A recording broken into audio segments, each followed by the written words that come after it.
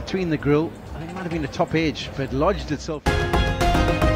Vivian কিংমার বাউন্সারে অল্পের জন্য রক্ষা পেলেন তানজিদ তামিম। লাফিয়ে ওঠা বলে পুল করতে যান জুনিয়র তামিম। টপ এজ হয়ে তা সরাসরি লাগে তার হেলমেটের গ্রিলে। পরে সাথে সাথে নিজের উইকেট বাঁচানোর চেষ্টায় হেলমেট খুলে নিচে রাখেন তিনি। বল হেলমেটে লাগায় ফিজিও এসে পরীক্ষা করেন কনকাশন সাবের।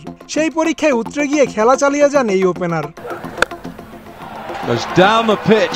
চোট সংখ্যা কাটিয়ে পরের বলেই খেলেন দারুণ এক শট। সেই বল থেকে 4ও আদায় করে নেন। বল হেলমেটে লাগার আগে ও পরে কিংমার ওভারে 2-4 ও 1 ছক্কায় তামিম করেন 18 রান আর ব্যাট হাতে দলকে ভালো কিছুর ইঙ্গিত দেন। এর আগে টস হেরে প্রথমে ব্যাট করতে নেমে শুরুতেই ক্যাপ্টেন শান্তর উইকেট হারায় বাংলাদেশ।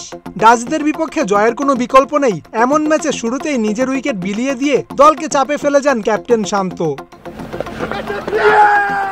ফর্মহীনতায় ভোগা আরেক ক্রিকেটার লিটন দাসও নিজের উইকেট ডাচ বোলারদের উপহার দিয়ে আসেন। নিজের খেলা দ্বিতীয় বলেই সুইপ করেন আরিয়ান দত্তকে আর তার দ্বিতীয় শিকারে পরিণত হন লিটন। সিনিয়রদের ব্যর্থতার দিনে ইনজুরির সংখ্যা কাটিয়ে তানজিদ তামিম দলকে ভালো সংগ্রহের দিকে এগিয়ে নিয়ে যান।